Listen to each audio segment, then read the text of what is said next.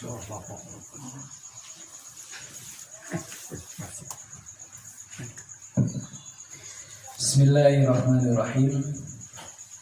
Assalamualaikum warahmatullahi wabarakatuh. Waalaikumsalam warahmatullahi wabarakatuh. Alhamdulillah,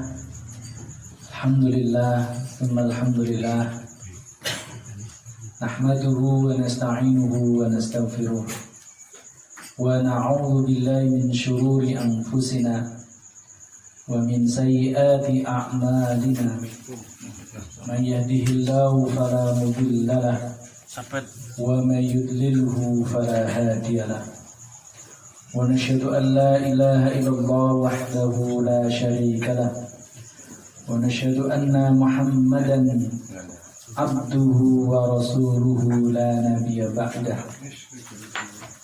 Allahumma salli ala Muhammad wa ala alihi wa ashabihi wa man tabi'ahum bi ihsanin ila yaumiddin, amma ba'd.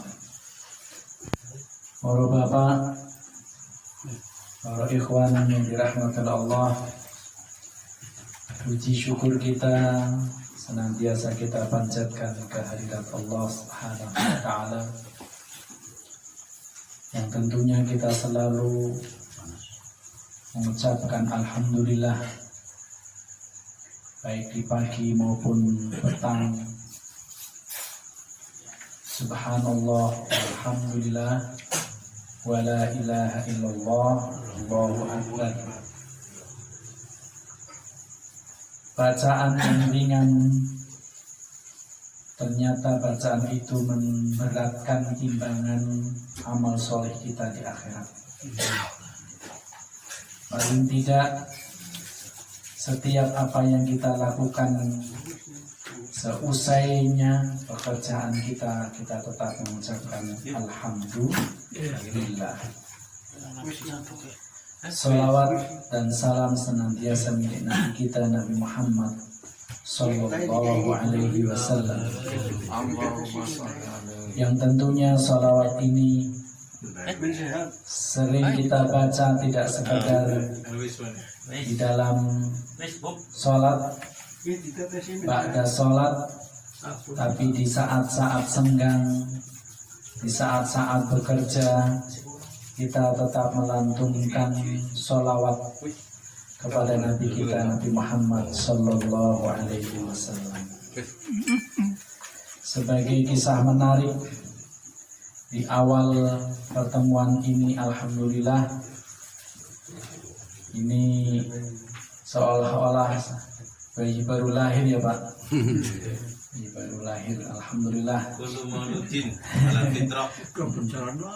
Iya.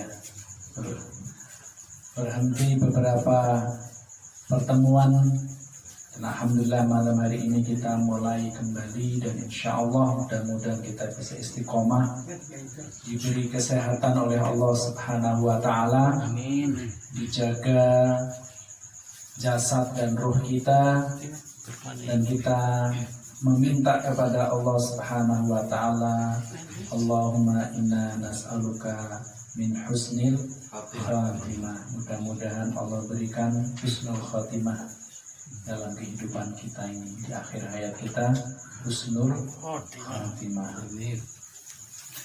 Kisah sederhana yang ingin saya sampaikan, nanti ini saya bacakan banyak kisah, mungkin 3 atau 2 kisah. Saya awali dengan kisahnya salah satu imam madhab, namanya Abu Hanifah,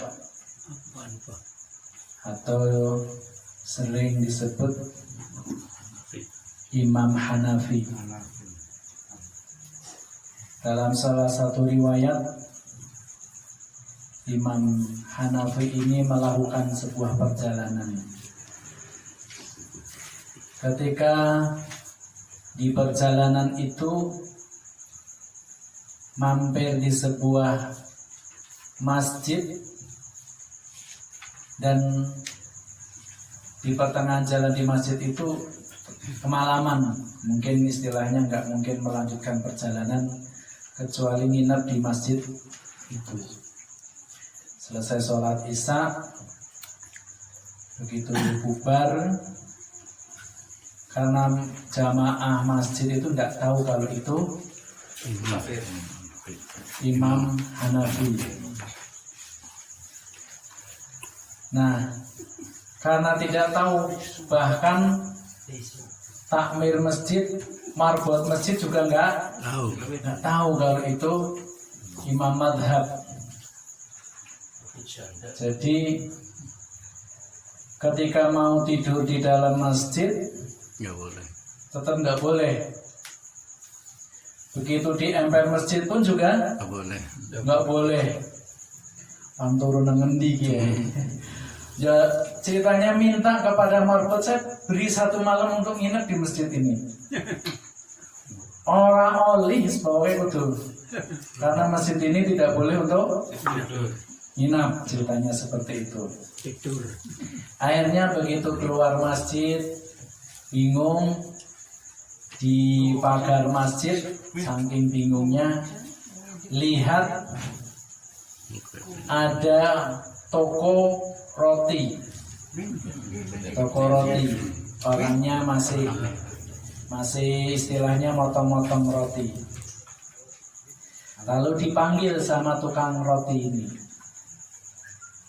Bahasanya pada saat itu ya Syekh itu orang dianggap lebih tua ya. Sini mampir ke toko roti, dihidangi roti, kemudian makan, monggo sambil dimakan dinikmati seperti kisah ini. Sambil menikmati hidangan itu, ternyata tukang roti itu setiap kali memotong roti atau membuat adonan itu mengucapkan astagfirullah, astagfirullah, astagfirullah. Setiap pokoknya motong begini astagfirullah, diwolak-walik astagfirullah, terus astagfirullah. Nah ini Imam Hanafi memperhatikan betul. Lalu selesai makan,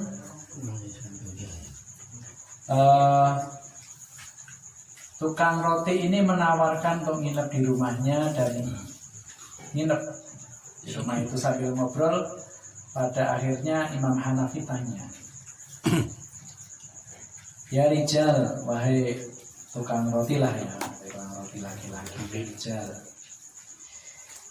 apa tadi itu qomat kamit baca apa? Sambil Anda ngadon itu motong roti, saya baca istighfar. Lalu ditanya lagi, apa yang Anda rasakan dengan membaca istighfar? Berbagai kenikmatan, setelah saya mendapatkan kenikmatan, semuanya dapat kenikmatan. Cuman satu, singkatnya ya, cuman satu kenikmatan yang belum saya dapatkan. Saya bercita-cita ketemu Imam Hanafi. Jadi naik haji sudah tercapai, dagangannya laris juga tercapai, tapi cuma satu doa saya belum terkabul. Ingin ketemu Imam Hanafi. Imam Hanafi sampai menangis gentes, ya Allah. Bahasa Tegalnya jebule miki dikongkon metu sing masjid, kongkon ketemu tukang roti. Ini doa yang dikabulkan oleh Allah lantaran melanggengkan istiqomah membaca istighfar. Termasuk kalau kita melanggengkan membaca sholawat Allahumma sholli ala Muhammad ya, dan lain sebagainya, atau subhanallah walhamdulillah wala ilaha illallah wallahu akbar. Itu bukan sekedar 10 kenikmatan, tapi ratusan ribuan kenikmatan Allah berikan. Imam Hanafi tanya, sejak kapan dia membaca istighfar? Sejak usia 13 tahun. Jadi sejak usia 13 tahun sudah baca istighfar. Imam Hanafi memperkenalkan, saya Imam Hanafi yang Anda doakan. Ternyata saya Imam Hanafi itu Abu Hanifah itu. Abu Hanifah. Iya dia ngomong. Oh iya, astagfirullah ini benar. Iya. Jadi bapak-bapak, saudara-saudara yang dirahmati oleh Allah, mengawali kisah itu ternyata zikir-zikir yang kita baca ringan, sederhana. Insya Allah, Allah kabulkan doa-doa kita. Termasuk mungkin pandemi yang kita rasakan menghambat aktivitas, apalagi aktivitas keagamaan, pendidikan, kajian dan sebagainya. Kalau kita mendekatkan diri kepada Allah, bahasa lainnya menguatkan jati diri kita dengan akidah. Kalau kita tidak kuat akidahnya, tentunya kita mungkin, bahasa lainnya, kita tidak akan siap berperang. Karena perang jihad itu yang dibutuhkan akidah, bukan kekuatan. Bukan istilahnya pandai bermain pedang. Bukan kuat karena bertinju, gulat, bukan. Punya keahlian silat, bukan. Tapi punya akidah yang kuat.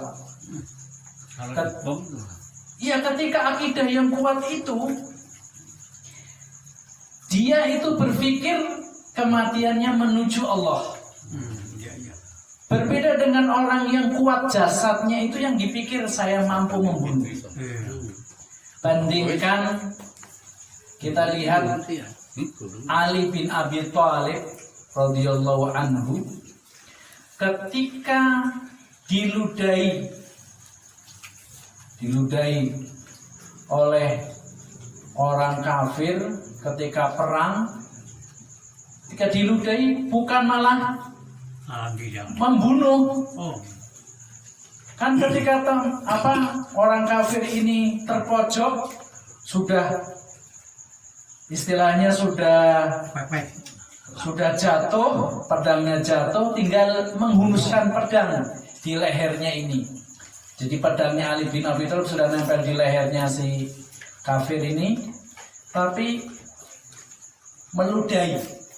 Begitu meludahi ditinggalkan. Kenapa? Seandainya diludahi lalu dibunuh, dia membunuhnya bukan berjihad, tetapi karena balas dendam, jengkel. Jadi jihadnya orang muslim itu bukan karena nafsu, tapi karena akidah iman. Maka sangat, kalau kita lihat sejarah itu, ketika orang muslim mengucapkan Allahu Akbar, lari semuanya. Karena itu panggilannya iman, bukan panggilan kekuatan. Bukan karena pintar berpedang, bersilat, bukan, tapi karena iman. Sehingga kadang-kadang ada seorang syahid di dalam perang Uhud, 70 tusukan. 70, kita saja satu aja guys. Ya Ustaz, sakit kan gitu ya. 70 tusukan pedang. Itu di perang Uhud. Sampai tangannya terpotong kanan, pindah ke kiri. Ya, itu di perang Tabuk.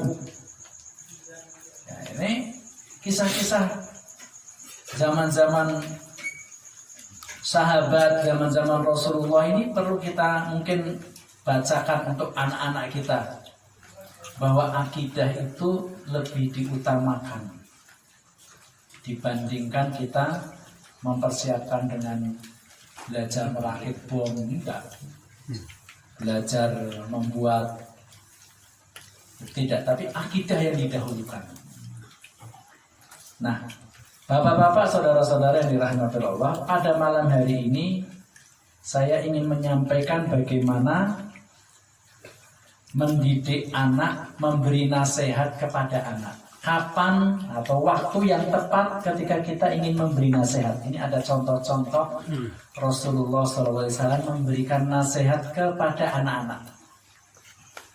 Karena ternyata banyak para sahabat yang kecil bersama Rasulullah.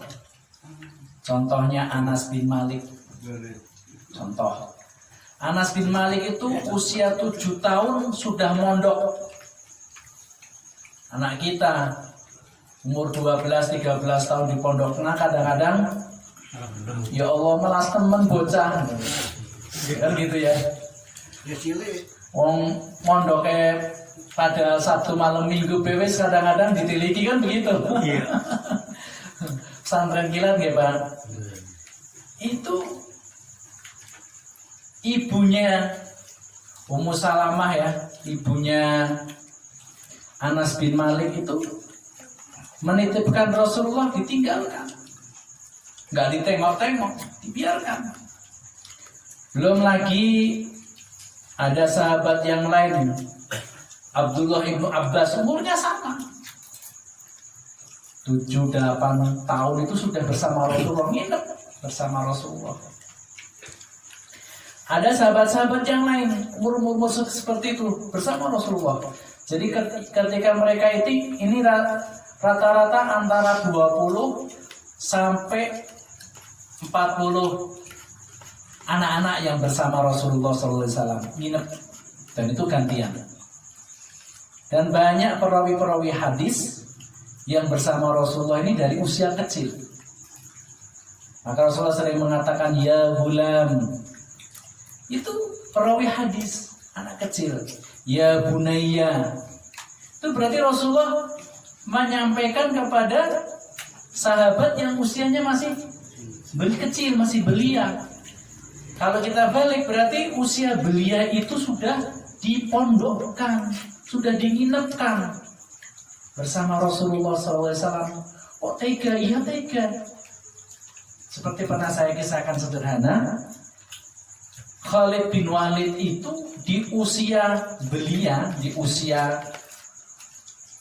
4 tahun, 5 tahun itu dibawa sama ibunya, padahal belum Islam ya.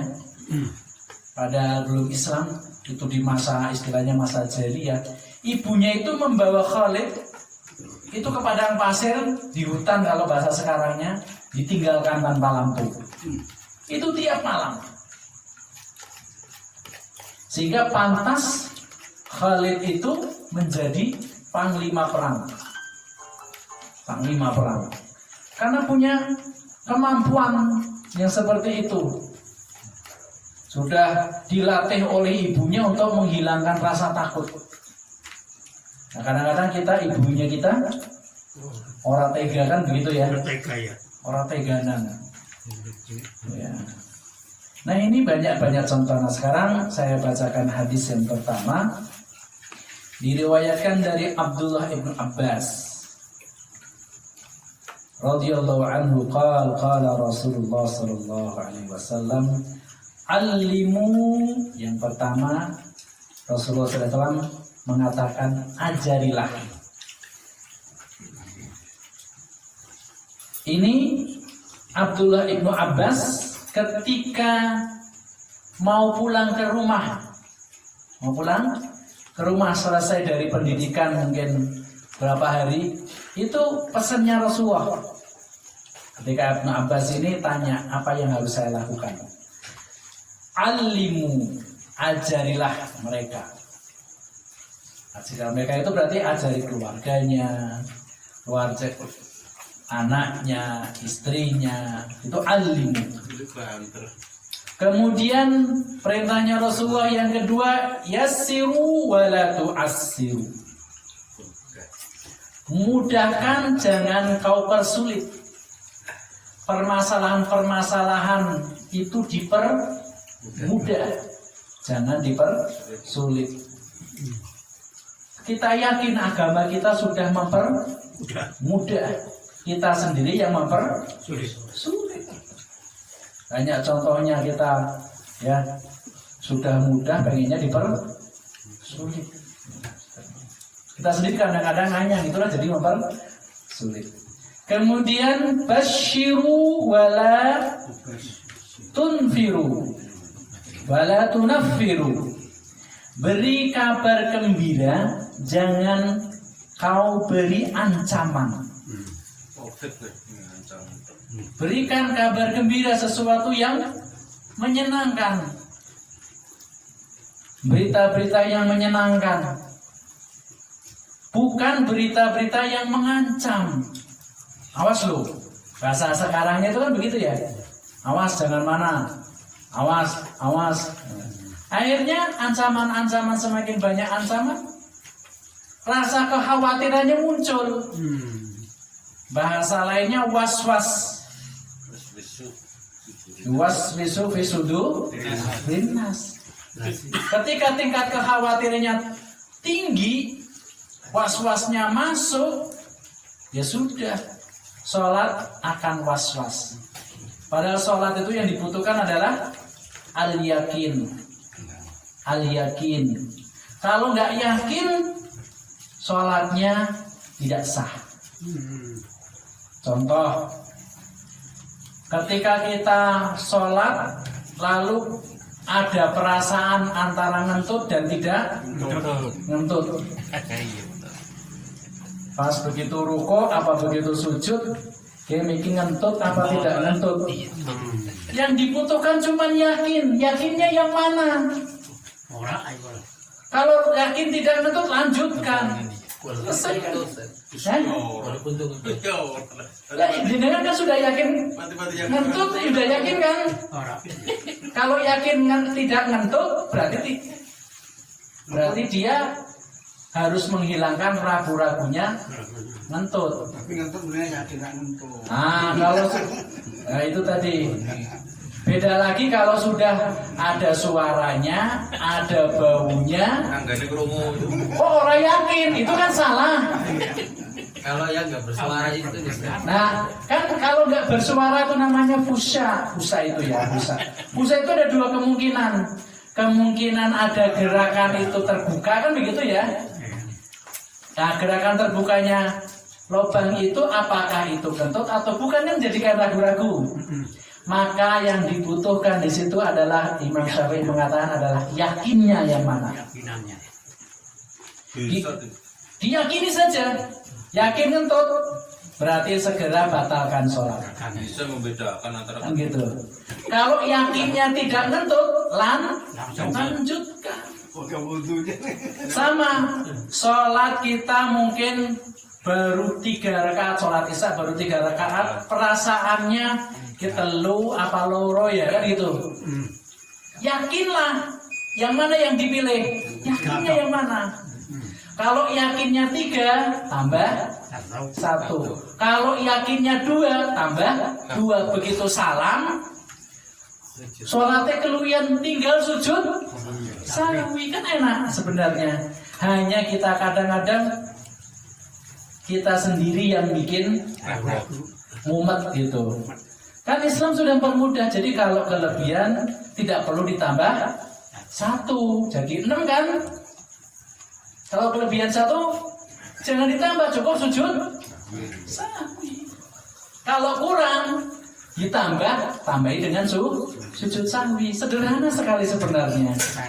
Nah, sederhana. Tinggal kita butuh di situ al-yakinu la yuzalu fisyak. Jadi Islam sebenarnya yassiru wa la tu'assiru, basyiru wa la tunaffiru. Mudah, jangan persulit. Beri kabar gembira, jangan berikan ancaman. Anak itu kalau sak bendina dia ancam, dia nggak betah di rumah. Pengennya metu baik. Pantas kalau ada anak nggak betah di rumah, nggak pulang-pulang sampai nyayap, mungkin curhat sama orang lain, kita mungkin perlu koreksi ucapan kita. Kalimat kita perlu koreksi kepada anak. Jadi perlu dikoreksi, mungkin ini ancam. Mestinya kita memberi kabar gembira, memberikan motivasi. Anak-anak itu butuh motivasi, butuh penyemangat. Kemudian yang keempat, wa idza ghadiba ahadukum falyaskut, kata Rasulullah. Apabila salah satu di antara kalian marah, maka yang tidak marah diem saja. Orang marah kalau yang satunya ikut ngomong, jadi suami istri, entah istri atau suami yang marah, ya satunya harus diem aja didengarkan. Orang marah kan apa betul? Iya. Kalau dengarkan wespol sudah, yuk saya bicara, kan jadi selesai, sudah pol. Jadi itu nasihatnya Rasulullah kepada Ibnu Abbas, juga nasihatnya untuk kita. Ma'asyiral muslimin rahimani rahimakumullah, bapak-bapak, saudara-saudara yang dirahmati Allah. Nah, sekarang bagaimana memberi nasihat yang dicontohkan oleh Rasulullah Shallallahu Alaihi Wasallam?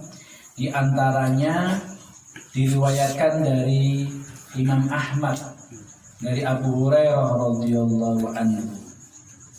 Yang pertama, kondisi kita. Kondisi kita itu jangan menimbulkan kesalahan. Apa contohnya Rasulullah? Rasulullah Shallallahu Alaihi Wasallam bersabda, "Man qala li sobiyyin," barang siapa yang berkata kepada anak kecil, "Ta'al haka," sini kamu, nanti saya kasih permen, bahasa mudahnya ya. Summa lam yu'tihi, kemudian dia tidak memberi, fahiya kidbatun, maka dia telah melakukan kebohongan. Jadi kondisi kita ini harus antara ucapan dengan perbuatan harus tepat, sama. Kalau kita tidak tepat, seringnya kita memberikan janji-janji kepada anak, pokok dan munggah kelas tak tukokna. Barang munggah kelas orang di tukokna. Pokok dan ranking siji tak tukokna. Ranking siji tapi nilainya kurang kan. Berarti kan tidak konsekuen dengan ucapannya. Maka hal ini telah mendidik anak-anak berbuat bohong. Pantes generasi sekarang banyak pemimpin-pemimpin yang bohong.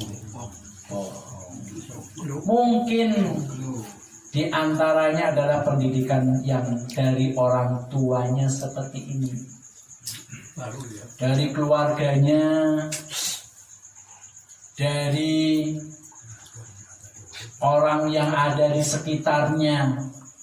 Kata Rasul seperti tadi, "Ta'al haka summa lam yu'tihi fahiya kidbatun." Kemudian tentang hadis ini ada kisah Rasulullah Shallallahu Alaihi Wasallam, diriwayatkan dari Abu Dawud, Abdullah bin Amir radhiyallahu anhu. Nah, Abdullah ini pada saat itu, Abdullah bin Amir itu usianya seusia Anas bin Malik kecil, 7 tahun, 8 tahun. Da'atni ummi yauman, suatu hari saya dipanggil ibuku. Wa Rasulullah sallallahu alaihi wasallam qa'idan fi bainina, pada saat itu Rasulullah sallallahu alaihi wasallam ada bersama kami. Yani di rumahnya Abdullah bin Amir.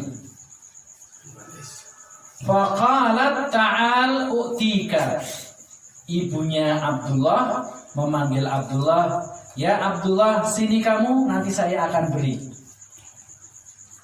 Faqala laha, kemudian Rasulullah SAW bersabda, "Wa ma aradti ayyutiyahu," apa yang ingin kau beri? "U'tihi tamran," saya ingin memberi korma. Faqala laha Rasulullah SAW, "Amma innaki law lam tu'tihi syai'an kutibat alaiki batun." Rasulullah SAW mengingatkan kepada ibunya Abdullah bin Amir, seandainya kau tidak memberikan kurma, maka Allah Subhanahu wa Ta'ala mencatat kamu sebagai pembohong. Jadi kalau ini kisah sederhana ini, kalau dari dalam rumah saja sudah banyak unsur-unsur pembohongnya, maka tentunya anak yang keluar dari rumah ini menjadi generasi-generasi pembohong. Ma'asyiral muslimin, bapak-bapak, saudara-saudara yang dirahmati oleh Allah, masih banyak kisah yang serupa dengan tadi. Kisah yang lain diriwayatkan oleh Ibnu Abbas radhiyallahu anhu. Suatu hari Ibnu Abbas menginap di rumah bibi. Namanya bibinya Abdullah Ibnu Abbas, namanya Maimunah. Nabi SAW biasa bangun untuk sholat malam. Suatu malam Nabi SAW bangun, kemudian berwudu dengan wudu yang ringan dan dengan kendi yang digantung, dari kendi yang digantung. Setelah itu beliau sholat. Aku pun berwudu sama seperti wudu beliau. Kemudian aku berdiri di samping kiri beliau. Namun beliau SAW menarikku dan meletakkanku di samping kanan.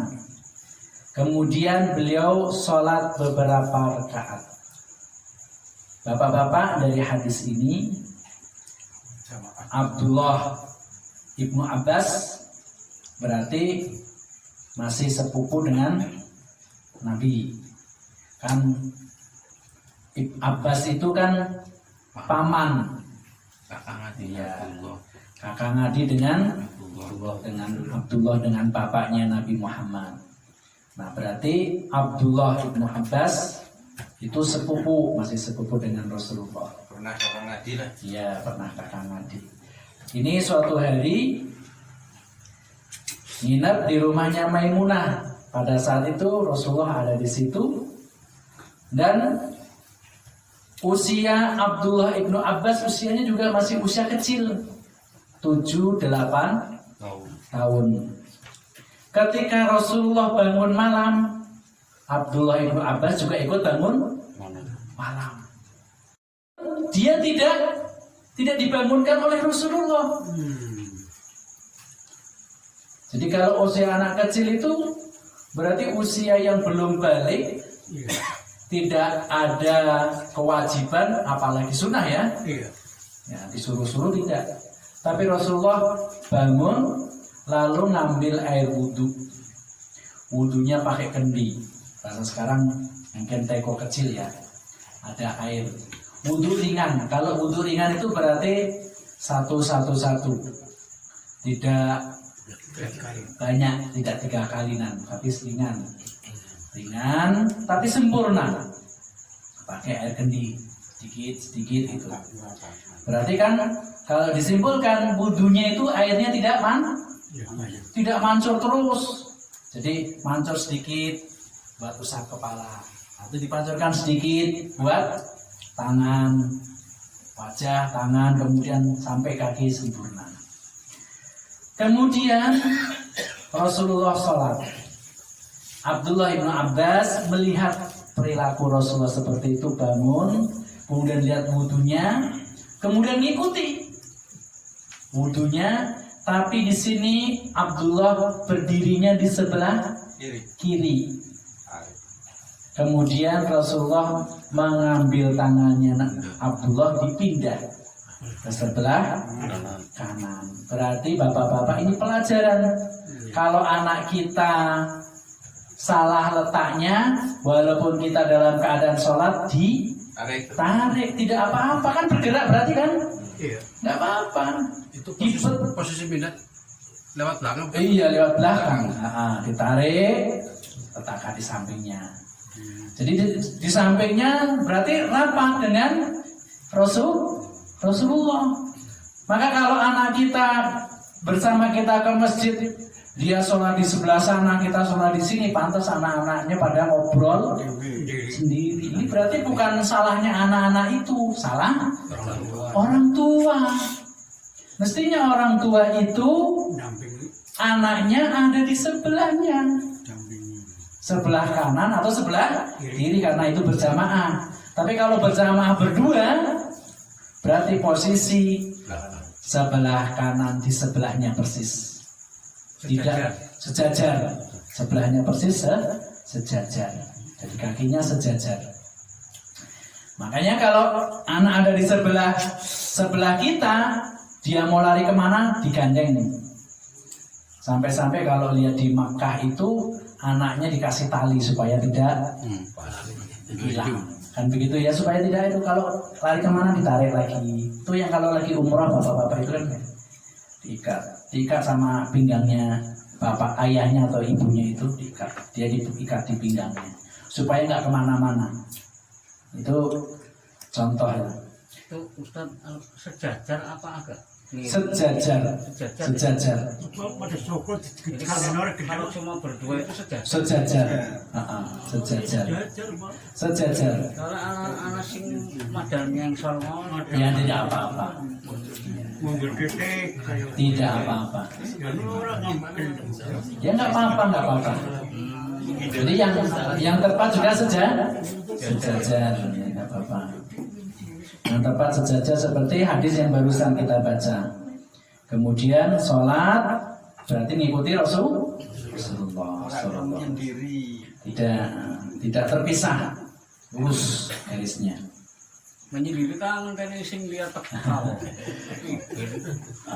Sampai kok. Kemudian contoh hadis yang lain diriwayatkan dari Abu Dawud dari Abdullah bin Abi Bakrah. Abdullah bin Abi Bakrah ini berarti usianya juga kecil-kecil, Pak. Ini di antara sahabat-sahabat yang usia kecil yang nginep bersama Rasulullah. Ini pernah bertanya Abdullah ini kepada ayahnya, "Wahai ayahku, sesungguhnya aku mendengarmu berkata setiap hari, ya Allah, berilah kesehatan pada pendengaranku." Mungkin bapak-bapak ingat, Allahumma inni as'aluka, ya kan, afiatan fi sam'ina, ya kan. Kalau di zikir pagi itu ada, ya Allah beri kesehatan di pendengaranku, di penglihatanku, di atasku, di bawahku, kanan kiriku. Nah itu seperti itu. Kemudian sampai selesai itu diucapkan 3 kali, kemudian 3 kali dibaca di sore hari. Dia menjawab, "Wahai anakku, aku pernah mendengar Rasulullah SAW berdoa dengan itu dan aku suka mengikuti sunnah beliau." Maknanya bapak-bapak yang dirahmati Allah, ketika kita ingin mengajari anak-anak, diusahakan kita tahu dalilnya. Ini yang diajarkan oleh Rasulullah. Paling tidak kita dengan membaca hadis seperti ini kita tahu, walaupun cuman bahasa Indonesianya paling tidak kita tahu. Itu minimal lah. Syukur-syukur bahasa Arabnya tahu. Jadi ini kita ingin meyakinkan kepada diri kita bahwa ad-dinu bid-dalil. Agama itu harus dengan dalil. Bahkan berdoa itu harus pakai dalil. Ada berdoa. Maksudnya doanya itu dalilnya dari mana gitu loh. Sumber doa itu dari mana? Apakah di Al-Quran ada? Apakah di dalam hadis ada? Yang kita baca. Karena doa-doa yang di dalam Al-Quran dan di dalam hadis itu doanya namanya doa ma'thur. Maka ada namanya al-ma'thurah. Doa yang sudah berasal dari Al-Quran dan hadis. Dan urutannya pun tidak akan tumpang tindih. Saya kasih contoh kenapa doa itu yang diajarkan oleh Rasulullah itu selalu berurutan. Allahumma a'inni ala dzikrika wa syukrika wa husni ibadatik Urutannya itu, ya Allah, tolonglah diriku menjadi orang yang selalu ingat kepadamu, bersyukur kepadamu, dan beribadah kepadamu. Tidak terbalik, bapak-bapak yang dirahmati Allah. Tidak beribadah dulu, tidak bersyukur dulu. Ini urutan, karena ayat Al-Quran yang isinya doa, hadis yang berisi tentang doa itu sudah urut. Urut itu mulai yang orang akan diamalkan itu, orang bersyukur itu mesti ingat Allah. Didahulukan dengan sering mengingat Allah, dia berarti orang yang bersyukur. Dengan syukur yang sempurna, maka ibadahnya menjadi sempurna. Tidak mungkin menjadi ibadah sempurna kalau syukurnya belum sempurna. Berarti diurutkan dulu supaya kita menjadi bersyukur. Jadilah orang yang selalu ingat kepada Allah dulu. Apa-apa Allah, apa-apa Allah, apa-apa Allah. Kalau sudah ingat Allah apa saja, termasuk dalam kondisi seperti ini karena Allah, bukan karena mereka. Allah sudah atur seperti ini. Walaupun ada istilahnya hal-hal yang menjadi keterlibatan itu karena Allah yang mengatur. Karena kita selalu ingat kepada Allah, maka rasa syukur kita kepada Allah bertambah. Apa saja disyukuri. Sakit bukan direnung, bukan menjadi kesedihan, tapi sakit menjadi kenikmatan. Kenapa nikmat apa sih orang sakit itu? Nikmat dicabutnya dosa-dosa. Apa enggak nikmat orang sakit di dosanya dicabut tiap menit, tiap detik? Nikmat diberikan pahala. Sampai Rasulullah mengatakan, bahkan orang mukmin ketika tertusuk duri saja dia mendapatkan pahala. Masya Allah, ini kebesaran agama kita sampai seperti itu. Maka kalau sakit berhari-hari itu nikmatnya luar biasa. Yang perlu kita syukuri, belum doanya dikabulkan orang sakit itu, belum rahmatnya, belum silaturahmi orang akan banyak nengok, kan silaturahmi muncul. Jadi orang mukmin itu menjadi nikmat semuanya menjadi nikmat. Sehingga ketika syukurnya bertambah, maka ibadahnya pun akan semakin khusyuk. Ibadah akan khusyuk. Bisa jadi ibadah kita tidak khusyuk karena syukurnya kurang. Karena syukurnya kurang, sebabnya apa? Kita jarang mengingat kepada Allah. Segala sesuatu selalu kita melimpahkan kepada makhluknya Allah. Segala sesuatu lalu kita, contoh ya bapak-bapak, kadang-kadang kita ngajari anak yang tidak benar. Anak nangis yang disalahkan cecakin di. Anak nangis yang disalahkan kodok. Anak jatuh yang disalahkan apa? Padahal nggak ada penyebab, nggak ada apa yang disalahkan. Saya kasih contoh bapak-bapak, ketika Anas bin Malik radhiyallahu anhu disuruh oleh Rasulullah untuk mengambil sebuah benda. Ya Bunaya, ambil benda di rumahnya Aisyah. Ketika keluar dari masjid, Anas ini lihat teman-temannya bermain suatu permainan. Kira-kira bocah cilik ketemu bocah cilik kan pengen itu dolanan. Katakan disuruhnya jam 6, jam 7 durung balik, jam 10 durung balik, jam sana durung balik. Ki bocah main kan begitu ya? Iya. Namanya orang tua, apalagi Rasulullah SAW. Begitu Rasulullah sudah selesai majelisnya mau pulang ke rumah, ketemu di tempat bermainnya, Anas itu sedang bermain. Lalu Anas ingat bahwa dia telah melakukan kesalahan. Apa yang diucapkan Rasulullah? Laula akhafullah la adribannaka bisiwak. Kata Rasulullah, hai Anas, hai anak kecil, kalaulah aku tidak takut kepada Allah, berarti yang diutamakan apa? Allah.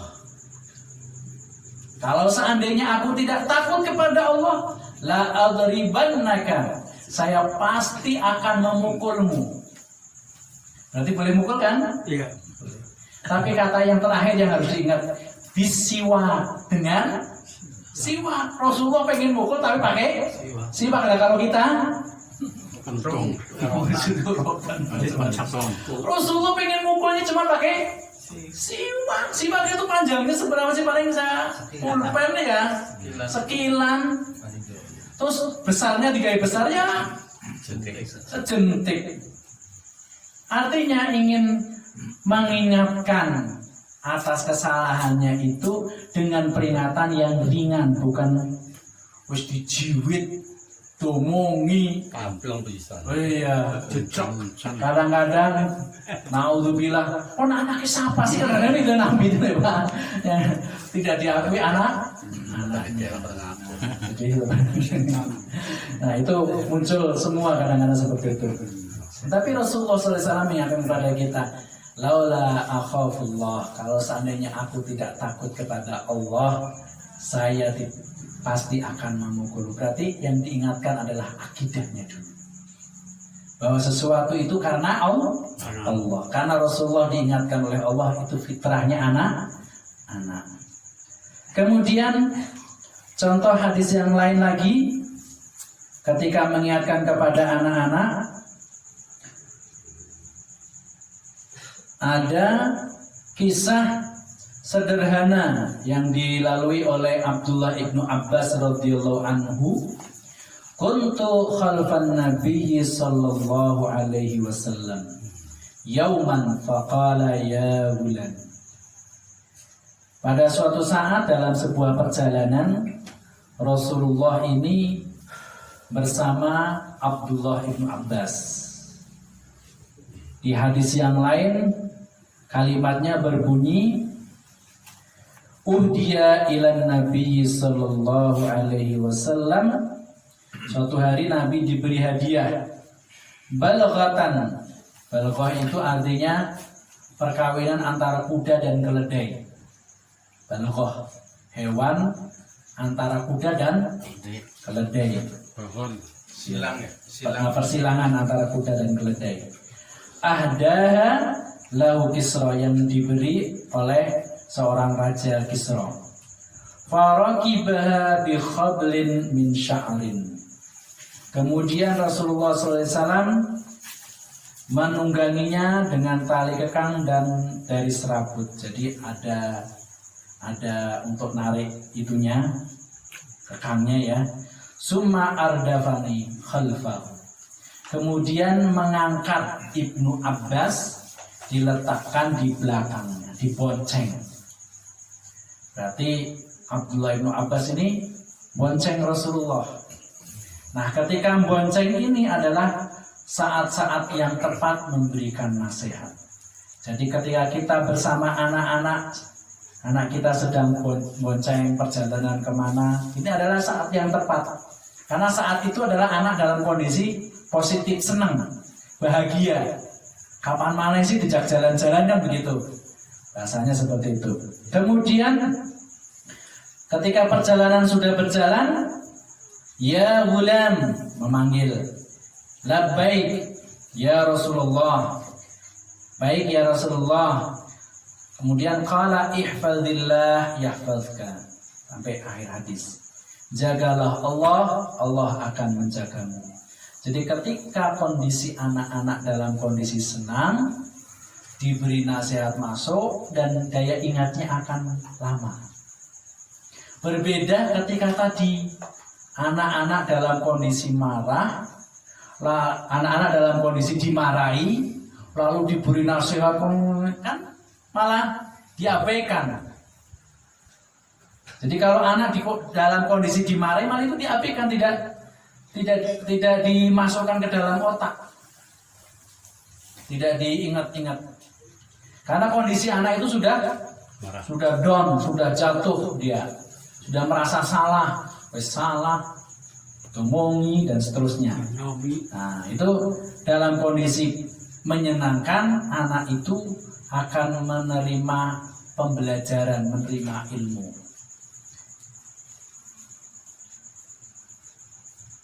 Di dalam hadis Abdullah ibnu Ja'far radhiyallahu anhuma, jadi Abdullah ibnu Ja'far itu juga pernah bersama Nabi SAW bonceng Nabi di sebuah perjalanan.